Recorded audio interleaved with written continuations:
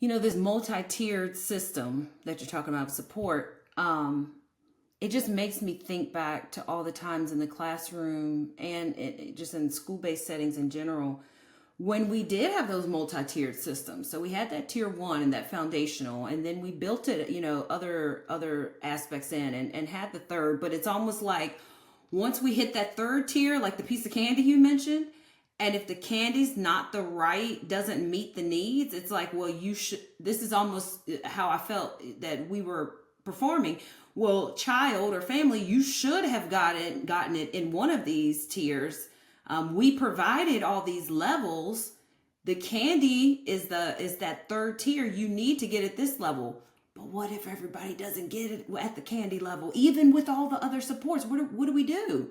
Do we shame the families and the children for not understanding or not having their needs met in different ways? No, we keep searching, we keep trying, we keep extracting.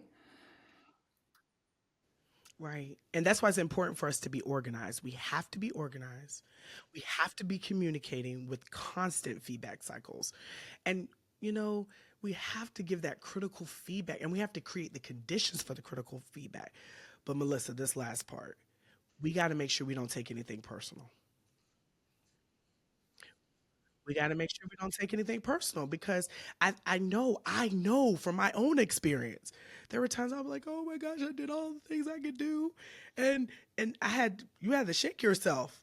This is not about you. You cannot take this personal. You are just a vessel.